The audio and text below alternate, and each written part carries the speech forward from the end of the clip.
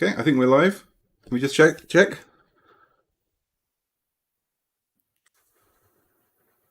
I can see in a few seconds is on my screen. Okay.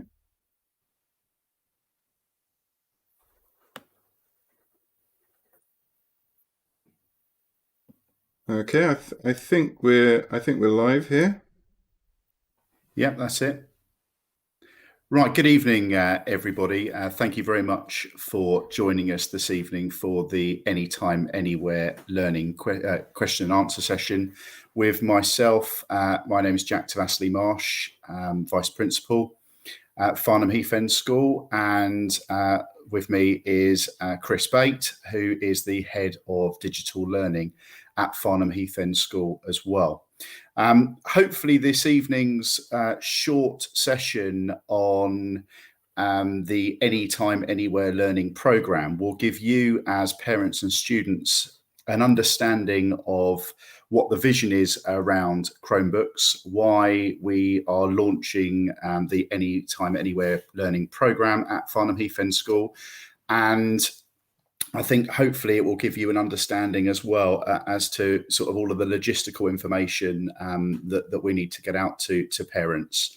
And I think the first thing that I'm going to say is starting on about our vision. The Anytime, Anywhere Learning programme essentially is bringing Chromebooks into Farnham Heath End School. We have done a huge amount of work recently becoming an accredited Google school, along with a lot of other schools within the area and our feeder schools and colleges.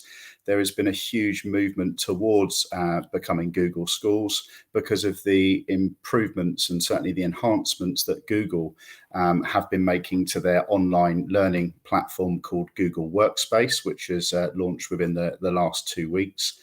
I think if you haven't watched Chris's video, which looks at the vision for Chromebooks at Farnham Heath End School, I would really advise you to watch the full video, because Chris's expertise on not only launching Chromebooks across a school, but also his expertise within digital learning are really important to listen to. So if you haven't watched the video, I really do suggest that you're able to do that.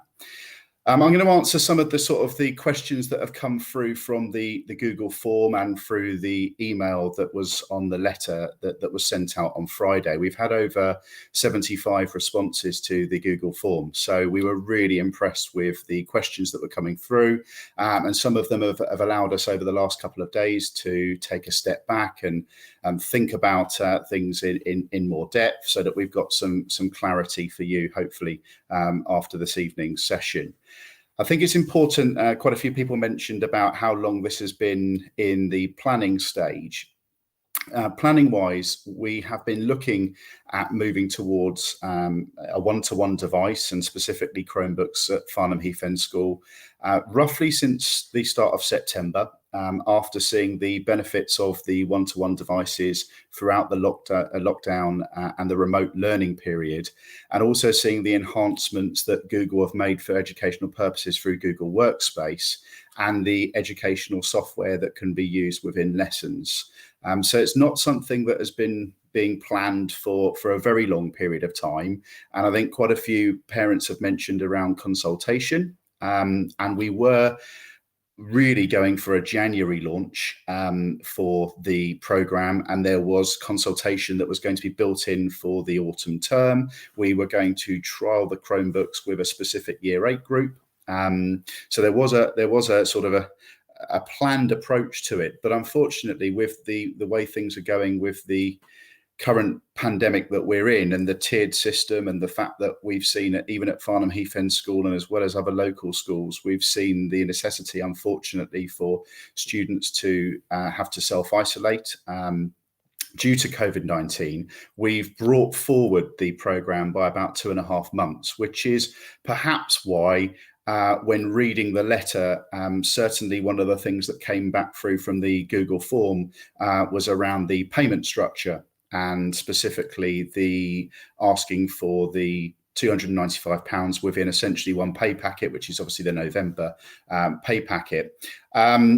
So To give you a little bit more guidance on that, I think it's important to understand that when we've looked into the programme, we've looked obviously at one of the other schools within the WMAT, which is Weydon. They have a one-to-one device strategy through the use of iPads. That gives us a really positive case study as to the one-to-one device aspect. And certainly I know at Weydon they use them very much as a sort of a personalised textbook. We also have another secondary school within the MAT Walmer Hill that are looking to go down the same route as ourselves into the one-to-one devices, and specifically also looking at Chromebooks. And moving forward, it's definitely the direction that a lot of educational establishments are going to be taking with the Google Workspace product, which has been launched. And I think the other thing that's important is that we're going to be communicating that with our feeder schools in due course. And also it's important to note that quite a lot of the colleges that our students go on to are also going down the Google route. So there's a longevity of the Chromebook usage moving forward within the local area educationally.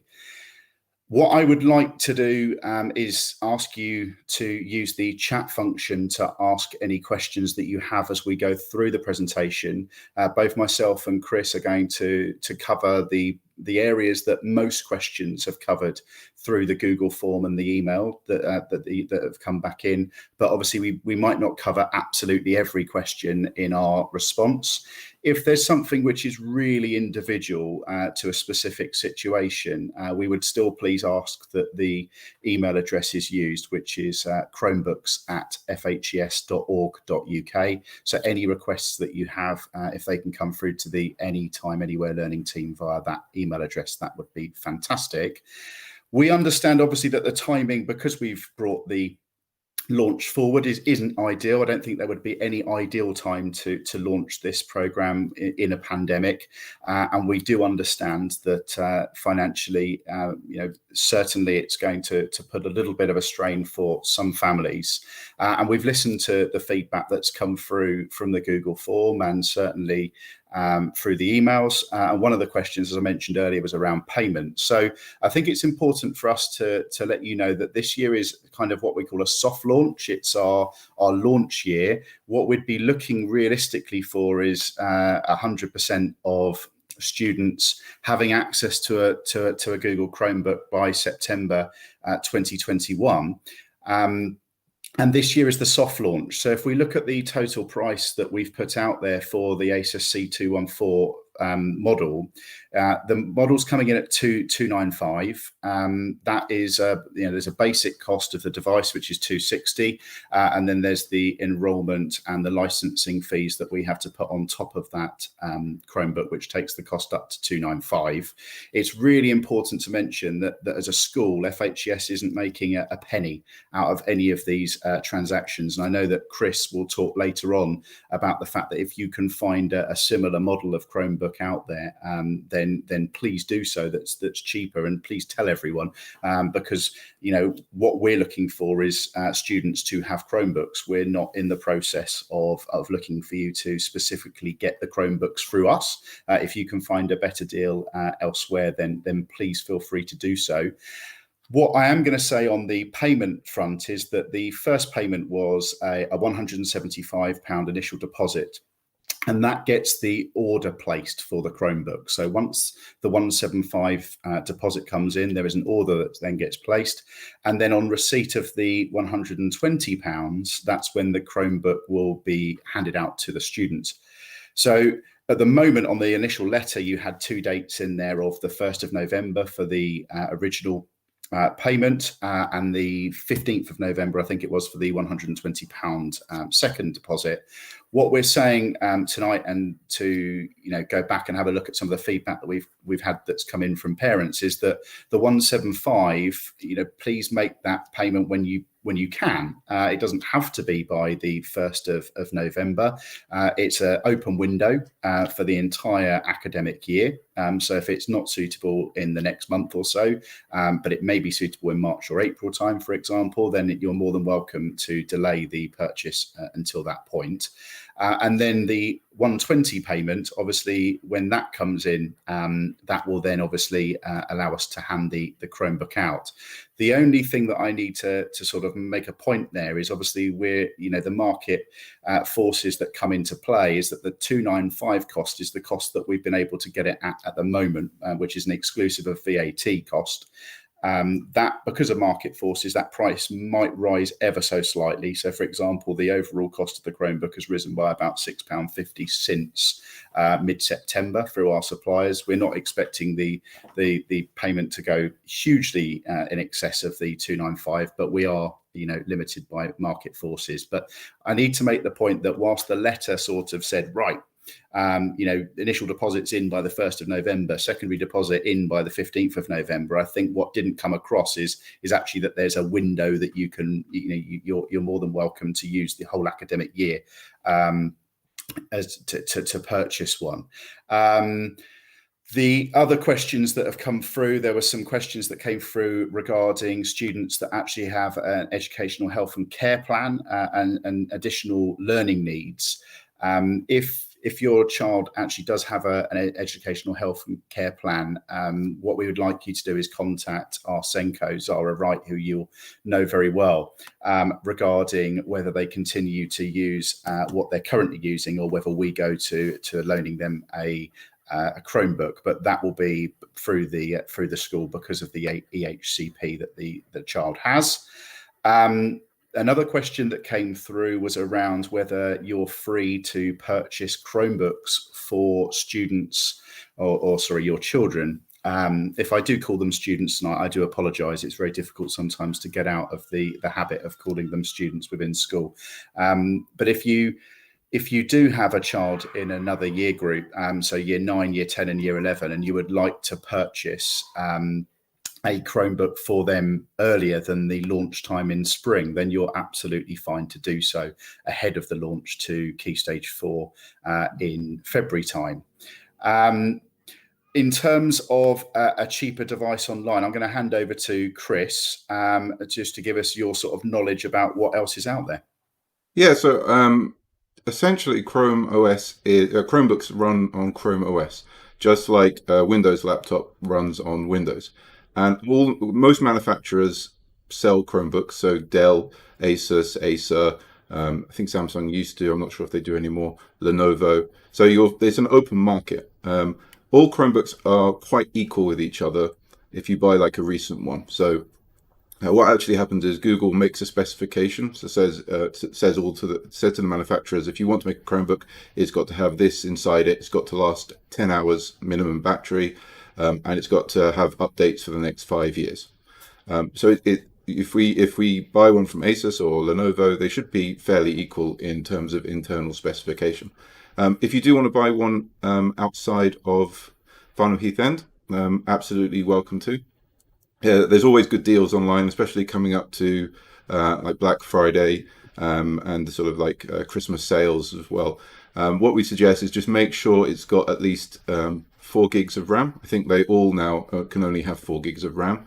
Touchscreen is always a great option because it lets your children use apps that require sort of use of multi-touch fingers, which is again, kind of you get more use out of the Chromebook.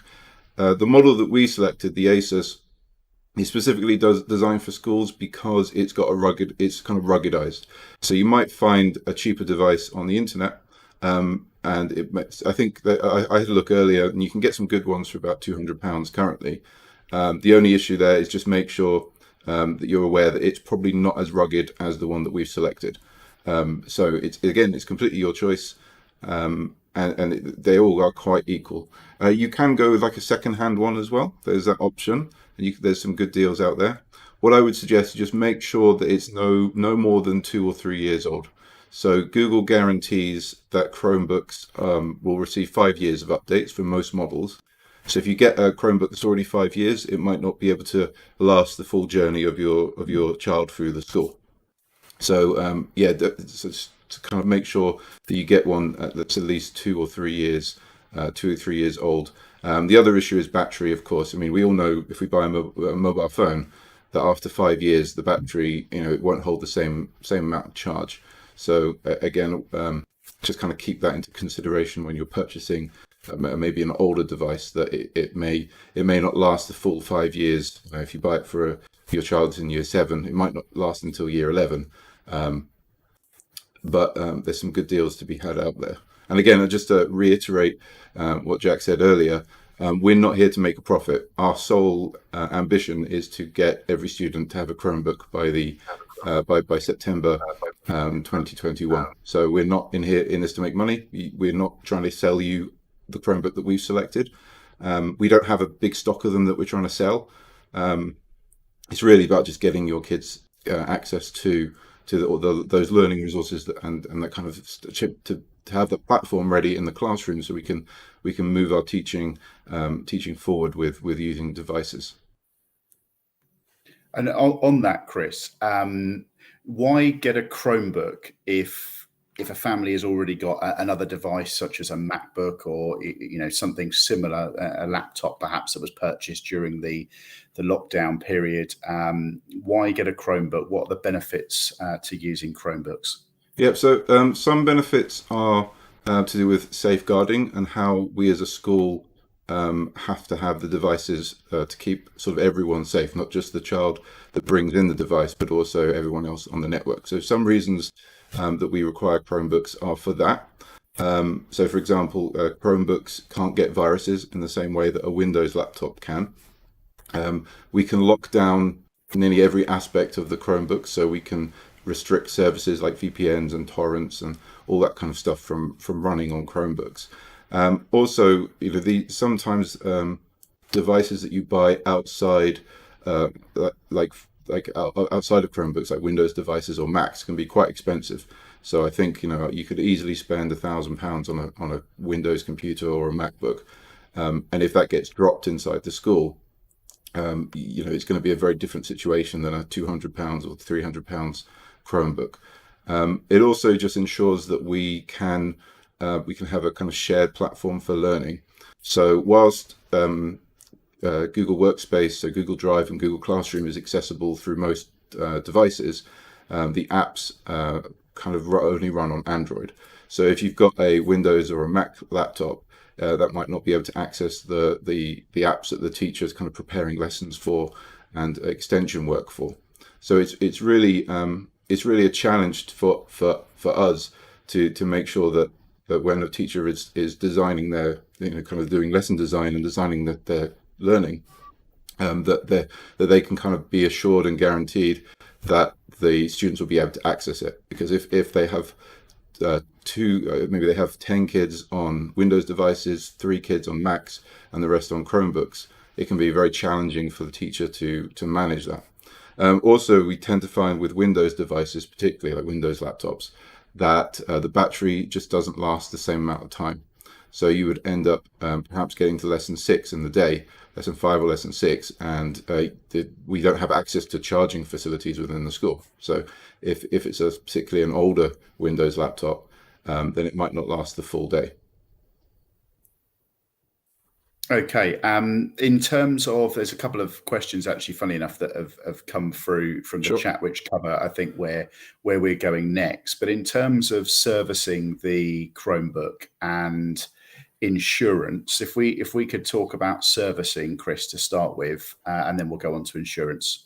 Yep. So servicing, when we talk about servicing, we don't mean sort of like an MOT every year. It would be a manufacturer's kind of warranty that would last a year. So if the Chromebook was bought from the school, that does come with a kind of year on-site warranty for manufacturing faults. So if the screen was broken, internally, like as a manufacturing fault, or one of the few of the keys weren't working, then it was a Chromebook bought from the school, then EduThing, who's our IT providers, are licensed to be able to fix that issue.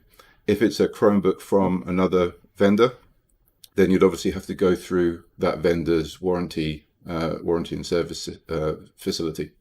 If it's one of the Asus Chromebooks that we're suggesting, and maybe things happen, like maybe it gets dropped from a great height, or I mean they are pretty robust items, those Chromebooks, because they're fully ruggedized. They're designed for schools, but things do happen to them, and if it gets damaged that was the fault of the child, then that can still be repaired in the school, but it would be there would be a cost to that. That would be the parts of the cost, the replacement parts. But if you bought a Chromebook from an outside company, we wouldn't be able to fix that within the school, because our IT providers wouldn't be licensed to fix that manufacturer's sort of device. So if it was still within warranty and you wanted to maintain that warranty, you just have the extra step of finding the kind of the licensed repair facility, and taking it to that. So there are benefits beyond just the initial cost of purchasing it from the school, particularly kind of like the life cycle of that device. But yeah, the devices that I bought from school, they do come with a 1 year on site, and that's on site within Farnham Heath End, school. Anything else, it has to be kind of just dealt with that vendor's service. Sorry to interrupt there, Yeah, no Chris. worries, yeah. In terms of, if a student, let's say, has an issue with their Chromebook that's not obviously damage that they've caused, am I right in saying that there will be the ability for them to have a loan device if they've purchased one through the school, which they wouldn't probably have if they've done it from an outside vendor? Yeah, exactly. I mean, it will come down to how many students have adopted the Chromebook. So whilst at the beginning, if we have a large number of students without Chromebooks, then we won't have the internal devices or facilities to loan those out, because there might be a few hundred students that don't have Chromebooks yet. But we'll get to a certain tipping point where, if most students have the Chromebooks, then we will set up lending libraries within the zone. So there'll be lendable Chromebook devices. So when we get to a stage where only perhaps one or two students in the class don't have a Chromebook, either because it's damaged or they haven't yet acquired one, then we will be able to facilitate kind of a lendable devices, or borrowable devices. I think I'm making up words here. But we just won't be able to do that at the start, because we'd have to wait kind of a critical mass to be able to offer that service. And then in some of the questions that have come through on the chat function. So thank you to Nariman Smith, who's come up with the question about, will devices in classrooms be locked for safety during break and PE times? Certainly with the year 7 and year 8 students, obviously the year 8 students are currently zoned in the Betchman building, which has got lockers in the classroom. So we would expect the students to use lockers as part of a new routine to make sure that the Chromebooks go into those lockers. With year 7 classrooms, we're looking into the potential to put lockers actually into those classrooms as well. If that's not, if we haven't got the ability to do that in the short-term period, then obviously there will be a routine whereby the classrooms are locked at break or lunch, or supervised by an adult if there's wet play or something similar. A question that's come through, which actually leads us on nicely to where we're going, is around insurance. Insurance is an additional cost, I'm afraid, and it is the responsibility of parents. So worth looking at your household insurance policy to see the contents insurance, to see whether a Chromebook device is likely to be covered by that. And also, there are quite often some additional services from banks that will often include insurance of a Chromebook device. The only thing to say on that, though, is that obviously if the damage is caused by school negligence, then we obviously will be covered by the school insurance on those sort of individual cases. Yeah, just to add on to the insurance, we did debate if we were going to add an insurance as a kind of an item that we could offer, but we kind of just decided that you would probably be able to get it cheaper by going through your existing insurance provider, rather than a specialist IT provider that's a single item insurance. So that's the reason that we didn't do it. We didn't kind of include insurance with that. And before we go on to look at Office software, which is a question that came through quite a lot on the Google form about Microsoft Office software and Chromebooks and how those two work together. There's a question from Georgia Laybourne which talks about if a child fails to charge in advance and runs out of battery, is this going to warrant a detention? Absolutely not. No, we wouldn't be setting detentions for students that unfortunately just forget to charge a device, and there will be some points within classrooms to be able to do that, but obviously we need to build in the independence and of students and children charging those at home. But it certainly wouldn't be something that we would give a detention for. Yeah. Over to you then, Chris. Talk us through access to Microsoft 365 versus the Google Workspace software. Yeah. Okay. Just to add as well to the charging. So most Chromebooks now are rated for between 10 to 15 hours of continual use. So if the lid is closed on them, that's not going to be using the charge. So that typically gives you about 2 days of full-time use. It's more like 3 days because the students won't be using it for every hour of the school day. So it's not as big of an issue charging it as it would be for a Windows or a Mac device, because typically a full charge, a night's 2 or 3 hours of charge will get you 3 days of use. And I've been using the same Chromebooks in my computing lessons, and that's what I'm getting for the whole of computing. So if I charge them on a weekend, I'll get them. I'll be able to use them until Wednesday or even Thursday. So they're really great for charging.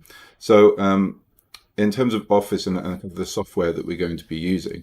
So we had a few questions about is there an additional charge for Microsoft Office?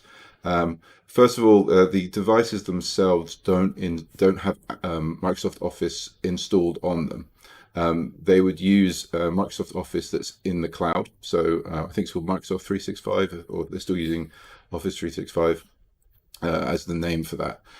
It's quite compatible with everything, but what we'll find is that although those have access to Office, like Microsoft Office, we as a school have moved quite considerably over to Google Workspace, which used to be called Google G Suite, Google Apps for Education. Some of you might know that as Google Drive and Google Classroom. They're probably the sections of Google Workspace that you've probably have most visibility on, and it's very comparable to Office. So you have instead of using PowerPoint, the students will be using Google Slides, and instead of using Microsoft Word, they'll be using Google Docs. And this is how we give the students training on this in year 7 and 8. We do all of our computing lessons through Google and Google services, in addition to then like subject specific tools. So as a school, all the teachers have moved over to use Google Workspace as well. So this is again a really good case for the Chromebooks, is that also all of the teachers have Chromebooks now as well. So it won't be a case of the students have access to one level of technology and the teachers have access to a different level of technology. It's actually very equal across both teachers and our students. So that it really just builds the confidence up with teachers.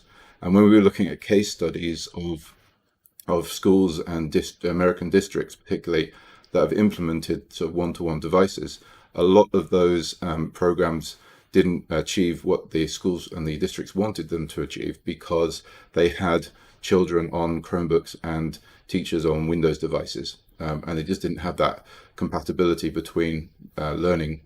So that's a really strong case for the Chromebooks, and having all the teachers now have access to a Chromebook, and they've been using it to deliver lessons with as well. And in terms of that, Chris, there's a question that's come in that says, with the FHES enrolment, what restrictions are put on the device by the school, and can they install apps that they feel are appropriate for their child without the approval from the school? Yep. So what we need to do is part of the kind of safeguarding, and to ensure that when students are using their Chromebook, they're using it as an educational device. What we do is, even if you purchase the Chromebook from outside, we would enroll that within the school management system. There is a small charge to that. It's included in the letter. I don't know what the final amount was that we pushed out, but again, it's just the cost value of that management license. When when your child leaves Farnham Heath End School, so either they you move to a different school, or they graduate in year 11, then we will remove that management license, so it becomes just another Chromebook like you just bought from a shop. So there's no restriction on it there. So what we restrict is we restrict some of the functions of the Chromebook. It's quite technical functions, like, for example, access to VPNs and proxies and things that would perhaps circumvent filtering and management. We do restrict so that only Farnham Heath End School accounts can log into the Chromebook. So that could be the child that it's assigned to or purchased for, but it also could be a sibling as well. So we don't lock it to a specific student. We just lock it to anyone with a Farnham Heath End School account. And that's quite important for theft prevention as well, because if it does get stolen or kind of left somewhere, then we can lock it. We can render the device completely useless to anyone who's not in Farnham Heath End School. We can also kind of see who's logged into the device. So if it just gets misplaced in a classroom and another kid picks it up and logs in, we can then just quickly find where that device is. So we kind of limit it to just Farnham Heath End School accounts. With that, then talking about apps. So we give a very kind of whitelisted, sandboxed version of the Play Store and the App Store. So what we have is we have a list of approved apps that have come from teachers, sometimes even students. If they say this app's really good for learning, can we enable that app? Then we can enable that app. It doesn't cost us anything, doesn't take very much time. So we get kind of a managed Play Store that we get to design. And we'd definitely encourage feedback from parents. So if you find an app that your child wants to use and it's educationally valid, then we've got no problems with kind of releasing that app so it can be installed. Web filtering. Now, web filtering is something that is continuous. It's never finished. You can't just say, right, we've done web filtering and we don't have to think about it again. It's something that we're constantly reviewing. So the initial launch will likely have web filtering on the network level. So when the Chromebook is within the school, then it will just pick up the kind of the filtering that's already in place. So if they're using the school Wi-Fi, then the websites will be filtered. That's a service that we already use for any device that's connected to our Wi-Fi. Longer term, or perhaps even shorter term, we're kind of just negotiating or deciding as a team when and if we're going to do it. But we can also then have per device level filtering. So that would filter websites, and it wouldn't matter if the child is at home or in school or a coffee shop or connected to their hotspot on their phone. And that would just give us a kind of a much stronger level of filtering for different online content. I think that answered all the questions. I hope that was fine. Yeah, I think so. There's just one quick question that's coming off the back of that. Is that enrollment fee? Is that a one-off or is that paid per year? So it's a one-off for the whole device, the lifetime of the device. So if you when you buy the device in year 7, that fee gets applied. That should last the entire lifetime of the device. If you buy another device a few years later, then you just have to pay that fee again for that device. So it's just per device. I think we got it to around £18.50. It might be a little bit higher than that. So it's just that's purely the cost of the what Google charges us to enroll it onto the management system. Yeah, £18.50 is the cost. That's been confirmed. There's a couple of points that have come through which actually link into the next area that we're going to look at. So we're going to look at what happens for students in classrooms who don't have a Chromebook yet, versus obviously some students perhaps that have got access to a Chromebook, obviously with a soft launch and across the year looking to get to almost 100% by September 2021. There's obviously going to be periods of time where we've got some students with Chromebooks, some students perhaps not yet with a Chromebook. There's a couple of points that I'm going to make first, and then I'll come over to you, Chris, if that's okay. Yeah, sure. The first question comes in actually from James Hannington, who talks about, will the Chromebook replace the need to take books into school? Very much no is the point there. The Chromebook is an additional tool within the classroom. We'll still be expecting the teachers to teach the most effective lessons that they possibly can, and at times that certainly won't be using Chromebooks. We also know that unless a student is working on a Chromebook and has had an exam concession, they aren't going to be able to take their exams on a Chromebook. So there'll still be a lot of written work that goes into exercise books, extended written work. They've obviously got to still have the stamina to be able to write extensively in exams. So the Chromebook is an additional tool, and in some lessons you might find that the Chromebook is used the whole time, for example in computing, because the computing suite has them there already. In some lessons you might find that the Chromebook is used for the first 10 minutes as a do it now task, and looking back on the Google Classroom and a retrieval task. In some lessons you might see it being used for a slightly longer period of time, but certainly the exercise books will still very much be part of what we are doing, very much certainly in the short and to medium term. There aren't any plans at all to get away from exercise books or written work. We still feel that that's incredibly important for students to do. One of the other questions that's come in is around knowledge organisers, on whether the Chromebook will be used for knowledge organiser home learning. Funnily enough, it's not actually something that we've thought through extensively. We find that the book system and the booklet system work incredibly well, and actually having the physical booklet instead of one that's online, actually a lot of students say that they enjoy having the physical booklet, but obviously with Chromebooks it would offer us the chance to have the booklets onto the Google Classrooms as well, which would be certainly very, very useful, but we haven't thought about that in huge depth yet, because the success that the knowledge organizer books and booklets have had in written form, but it's certainly something that we need to be thinking about perhaps in the longer term. So thank you for that question. That's something that I'll take away and have a little think about. Chris, over to you then. If we've got a situation whereby we've got some students in the classroom that do have Chromebooks and some that don't, what's the sort of scene for the rest of this academic year? How's that going to play out? Yep. So, I mean, Jack and I were having this discussion earlier, and what we're really going to communicate with our teaching staff is that if a student does have a Chromebook and the student next to them doesn't have a Chromebook, that doesn't become a shared Chromebook. It's not a case of the student that has it has to share it with the person next to them. It might be for odd cases, just like watching a video, but definitely, especially with the current COVID restrictions, we won't be sharing a student's Chromebook to do any kind of work, any productive work. So what we've got to do, and a challenge for us as we do this soft launch, is to make sure that we're not disadvantaging any students that don't have access to a Chromebook. Eventually, hopefully, we get that lending library once we hit a certain critical mass where we can afford where most students have got Chromebooks themselves, and we can just afford a few, maybe a half a dozen or a dozen devices that can be lent out for the students that are still waiting.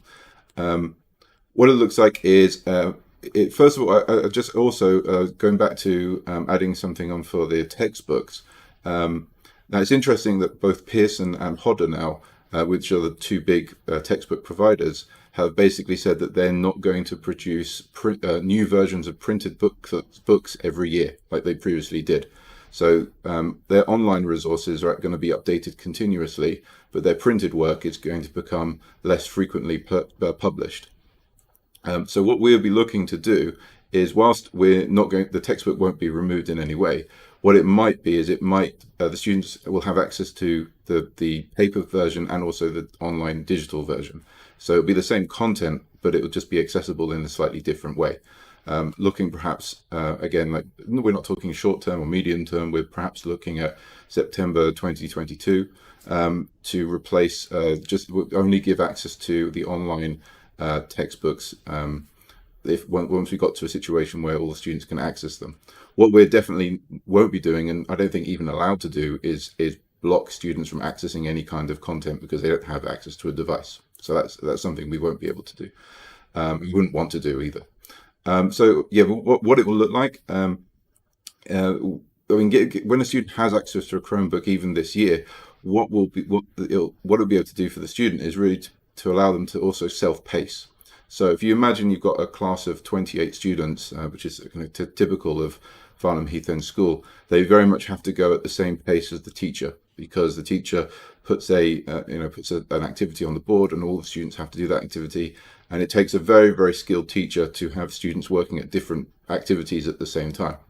But what we found during lockdown, one of the really powerful benefits of students working at home is that they all got access to the learning resources at the start of the day or the start of the week, and they could self-pace. So the students that needed a little bit more time on an activity could take that time, and students that that activity was just very fast for them. They already knew it, didn't have to kind of waste their time relearning something they already knew. They could access additional resources. They could get some extension work and just kind of fly through the whole lesson. So that would be the first initial impact that we see, is that students that have access to Chromebooks will be able to self-pace a lot more. And that's where we'll be encouraging the teachers to allow students to self-pace, and that'll be one of the key benefits that we will see short term of having those devices. Again, this is the long-term direction of the school. So whilst perhaps this first year, maybe the very first start of the next academic year, we might have this kind of approach of blended learning and just supporting both models. Eventually, we will be looking at and training our staff towards moving to having lessons distributed and perhaps work assignments done using the Chromebooks. Again, just to reiterate what Jack says, it's never going to replace handwritten work in subjects that need handwritten work. So, for example, maths is always going to have compass skills and using protractors and rulers. And design technology, you might find they do a lot more design work using computers, but that's design technology in the real world now. I think most products are designed using computers, but the actual manufacturing of them might be then done by traditional means, woodwork, with their hands, or it might be done with 3D printers, just as it has been done before. What I've seen from schools that I've worked with before, doing a one-to-one program with iPads and Chromebooks, is that it typically gets used about, for a school that's fully gone in for it, for about 40% of the time. And that might be just using it as a screen, just using it as a textbook or a video watcher, rather than actual work being done on it. But when it is used for work as well, it just becomes incredibly powerful for some of the students. We're talking about students that can collaborate, they can work with their friend, even if their friend's in another class. They can work with that friend online electronically. And it's a very, very powerful tool, especially with our zoning and not letting the students mix as much as they can. We can suddenly allow much more collaboration with our students. So it is the long-term direction of the school, and our target is for 100% of students to have access to a Chromebook by September 2021. But we're not going to shut off students that don't have it, of course, because that's just we can run a school like that. So they will be supported. They will have access to learning and all the kind of traditional resources going forward, at least until we get to the point where we think that's the right choice to make for the school.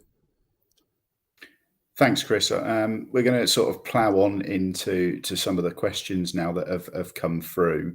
So we got a question from Nariman Smith, who's talked about, will the devices have names inscribed onto them?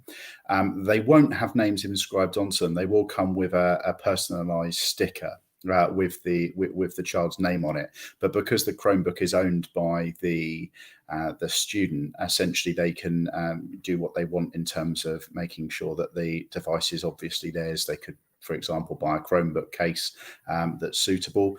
That was something which actually was included in a previous quote that came through from our provider, which was to include a Chromebook case. We decided to take that off the price to bring the cost down, but also looking at some schools that have previously done that, they had to link it into like a uniform policy, which basically was that all Chromebooks Chromebooks used to, had to have the same case, and that became quite problematic in terms of, if somebody doesn't have it in the right case, then do you have to put a sanction in place, where actually the real focus is on the Chromebook being an educational tool rather than being part of a uniform policy. So students certainly will be able to personalize the Chromebooks in a way that's certainly suitable. What we'll also be doing, just to add to that, is when a Chromebook is enrolled on our network, whether it's a school purchase device or a outside purchase device, we will take note of the serial number. So that's a hard encode, like it's really etched. That's pretty much etched on the serial number. So we'll take note of that because there'll be lots of Chromebooks that look the same. So we'll take note of that against the student's name and ID number. So we can always, if we find a Chromebook without a sticker on it, we can find out whose that Chromebook is. Another question that's come in from Lucy Capling is, why teach children to use Google software when most of business and industry use Microsoft Windows or Apple OS? Any opinions on that, Chris? Yeah, I would. A lot of companies and businesses are using Google now. I mean, I don't know the exact figures, and I'm sure you can find studies that show either way. I know that the whole of the LA council uses it, and quite a few others. What I found is, being a traditional IT teacher and having to teach Microsoft and then having to teach Google, is actually if you teach students Microsoft Office, by the time they actually get into the workplace 10 years later, Microsoft Office has changed anyway. So if you remember, I mean, what year are we in now? 2020. So if you remember back to 2010, that was the old interface of Microsoft. It didn't work online in the cloud. So if you think what Microsoft Office will look like in 2030, it will probably be very different to what it is now. So there's never actually a focus on teaching software. We don't actually teach IT anymore. So traditional IT, as in, what to click on and make bold and things like that, we just don't find that there's a need anymore, because the software has become so intuitive to use that students coming up from primary school already know how to use Office, as it were, whichever Office package that is, whether it's Microsoft's Office package or Google's Office package. I mean, we've been, our first project with the year 7s and year 8s is to get them used to using Google's kind of productivity suite.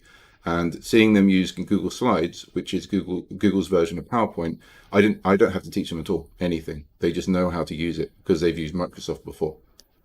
So I would argue as well that if you teach students how to use Google, it's again going to be so similar to PowerPoint and to Microsoft that you just don't need to teach Office skills anymore. What you tend to find as well is that those really sort of intensive applications, like, for example, Microsoft Access, which is a database tool that you might have to specifically teach. By the time those students get into the workplace, no workplace actually uses it. They all have their own industry-built tools. So, for example, a school will use Sims. You might have Salesforce or some other in a business application, and you get training as part of the job. So it's actually it's quite useless for us to teach IT skills, traditional Office type skills. That was part of the reason that the government moved away from teaching IT and moved into teaching computing. So I don't see any disadvantage to teaching students Microsoft or Apple or Google. It's all very, very comparable. Okay, thanks for that. Another question that's come in is around the web filtering.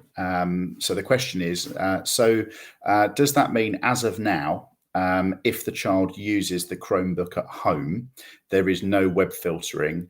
And is this a wise choice from a safeguarding perspective? Now, I know we talked earlier, didn't we, extensively about a free safeguarding piece of software. What do we feel about that one? Yeah, I mean, as in my experience, it's better to have the Chromebooks as restricted as possible.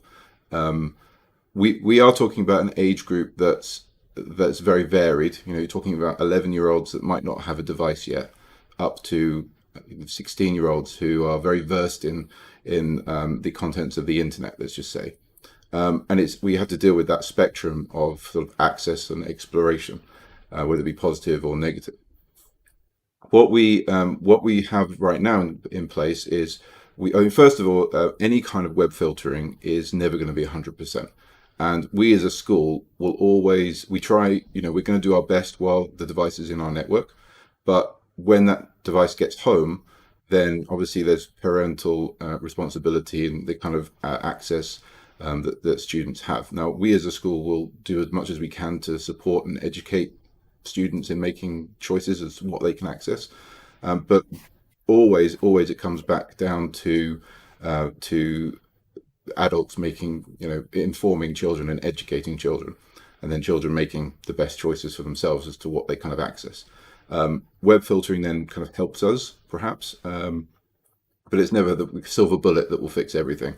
What we are looking to do, and this is something that we do have to we do really want to consult parents with, because what we don't want to do is, if the challenge is if parents have bought a Chromebook and then when they take it home, their child can't access services and websites in the house, then there might be there might be seen as we're kind of restricting that parent's purchase rights. But other parents, again, my experience is really that parents quite like the fact that the Chromebooks would be as locked down as they were in school as they were, in the home, from us managing that. Just because then when you see your child on the Chromebook, you can be somewhat assured that they are doing schoolwork, or at least it's filtered just as if they were in the school. So it's kind of like more of an assurance, and just feeling kind of like confident that they're doing work and they're only accessing materials. Obviously, there are. I think every parent has to make a choice for their child within the house as well. So, I mean, I have Virgin Media as my internet provider, and that lets me. Virgin Media lets me select in the home. Do I allow open internet, or do I have like a child safe mode on? And obviously, I have a 16-year-old son, so I turn on the child safe mode. Is it 100%? I'm sure it isn't, but it does the best it can. This is something that, again, we'll never be finished with this topic. It's something that every year, or even probably every term, we'll kind of review. Is our safeguarding policy correct? Can we do better? It's never something that a school has ever done with. So I think in our initial launch, we would definitely already have in place the network filtering. We've just got to really see if we then deploy the per device filtering, which is on the device itself, like a client side filtering. So that will work if it's anywhere in the world. Is that going to conflict, or have multiple layers of filtering when they're in the school? Because what we don't want to have is, we don't want to have a child trying to access a learning resource that the teacher has sent to them, but then they can't access it because maybe the school network is blocking it, or the other network, or the client side one is blocking it. So we just got to work on that.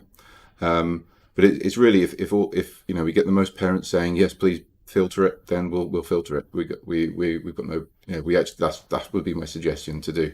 It's just something we don't have to collect the devices in. We can just click on a few buttons, as it were, and then the filtering can be enabled. So it is something that we can look at and see if it is appropriate.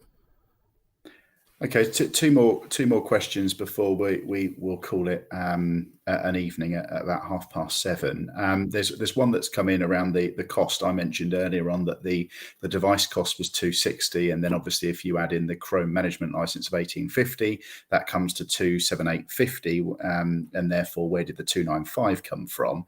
Just to clarify, what we haven't included in that is the payment that has to go to WisePay, and also the payment that goes to Eduthing, the provider that then gets the Chromebook onto the system, as well as the Chrome management license. So that's where the extra finances come in from there. The last question that I think that we've got here is, and it's quite a bespoke question, this one, Chris. I'm going to come to you. I bow down to your superior knowledge on this. We've got a question from Zander to come, who's said, I have created a bootable USB drive with all the functionality of a Chromebook when used with a normal laptop. Could the children use this as an alternative to purchasing a new Chromebook? And sorry, I believe it's actually Julian Decom, so apologies for that. But yeah, there's the question. Yeah, I was actually looking at this question when it came in the Google Forms, and I kind of had a geek out about it. So there are a number of ways that you can do this. Chromebooks run on an operating system called Chrome OS, and just like Windows, you can install it on different devices. So you could get an older Windows device and install Chrome OS on it. There are some limitations of that, particularly I think with the Wi-Fi drivers. So I'm going to have a proper geek out now.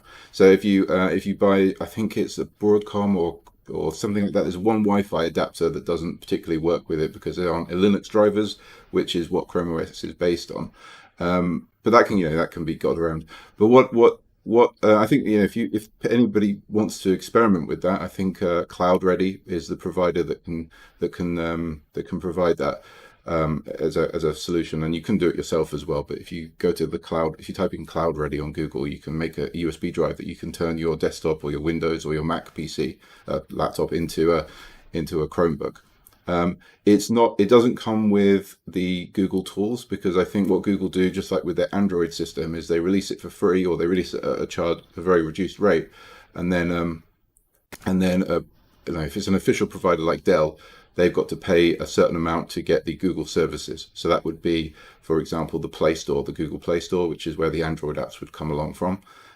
So it would limit. So if we asked students to bring any device, but they had to boot into Chrome OS, it would limit us quite a lot in then what we could sort of teach educationally.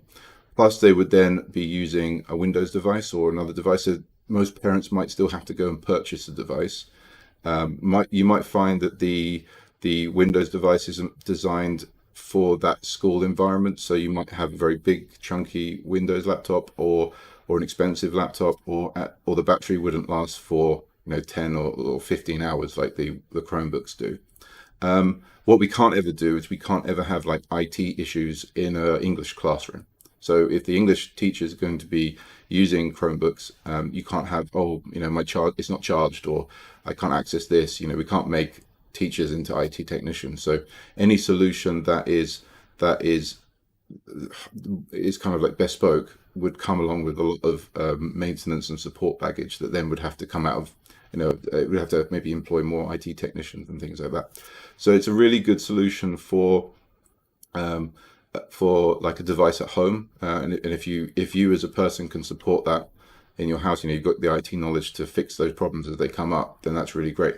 But as a school, having a fleet of probably close to 1,000 Chromebooks when we're fully operational, it's just not a practical solution to then receive first party updates and servicing and things like that. Managing a fleet of 1,000 is a very different situation than kind of like one or two devices. But I have definitely done it before. It's great fun, and it's good. Sometimes we might use them in the school for signage, like if we get an old Windows PC and it's not running Windows very well, we could often turn it into a Chromebook, and that's what we do for staff desktops in the future. Once teachers are very happy with Chrome OS, then we can convert all of our Windows desktops into Chromebooks for them, so they can get that same level of usability over. But for students, it's just not a practical choice. I think that was there was certainly listening to that, Chris. I bow down to your superior knowledge on all things computing there. But hopefully that's basically answered the question. That perhaps useful at home, but certainly not something at which we would entertain in the school.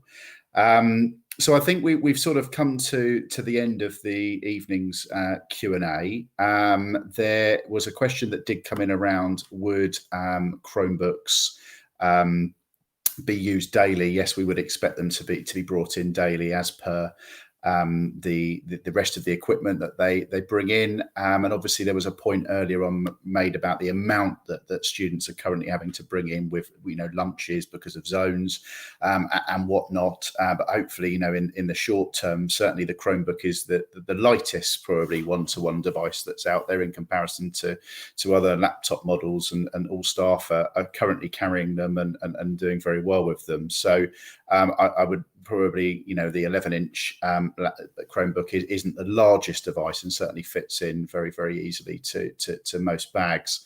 I'm going to wrap it up by, just mentioning that obviously, we feel that, having looked at the the impact of digital learning and blended learning that we've had to go through over the last sort of 7 to 8 months, and the impact that students who have worked on Chromebooks for quite a long time, actually, at Farnham Heath End School with exam concessions, and the grades that they go on to achieve because of the use of Chromebooks, we see that there is such a benefit to having them within lessons, but also the benefit to actually having learning at your fingertips at any point in time, whether that be at school, at break, at lunch, at home. You'll be able to access your teachers all of the time.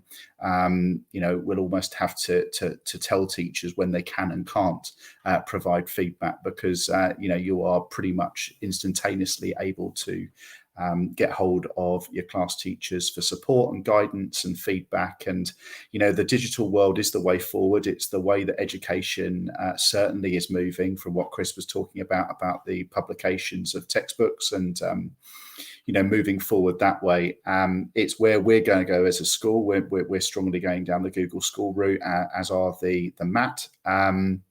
And it's something which we're incredibly excited about. Hopefully that comes across in the presentation video that Chris put out, but obviously the Q&A this evening. Certainly I sense there's quite a bit of excitement within the community because of the interaction with the Google form. I was expecting there to be some questions perhaps around the payment schedule, but what came through were so many questions about actually what's this going to do for learning in the classroom, which subjects are going to be using it, how often is it going to be used. There's real passion, I think, around where digital learning is heading. But as a caveat, we're still relying on quality first teaching, and our teachers are the ones that are in the classrooms, doing as effective a job as they possibly can be. And for that fact, there will still obviously be written work and exercise books being used. So hopefully tonight has given you a flavour of what we're trying to do. Hopefully it's also given you knowledge on the soft launch, and perhaps the letter wasn't as clear on the soft launch, and with the 2 dates that were put in, I think caused perhaps a little bit of a thought process around that. But hopefully what we've talked about tonight will appease a lot of people's thought processes. So please get talking to each other in the community. What Chris said, we're not in it to sell Chromebooks at all. We're just in it so that students actually have access to a Chromebook and then can have access to the wonderful educational tools that come with it. So if you find something out there that certainly is of similar spec, that is of a cheaper price, then find it and go and tell everyone. But hopefully you found this evening useful. It's been so pleasing to see so many of you that have come along this evening to listen to us. I wish you a wonderful rest of the half-term break, and I'd like to personally thank Chris for his time this evening, talking through all things Chromebooks and Google. So thank you very much for your time, and enjoy the rest of your half-term. Thank you very much. Bye-bye.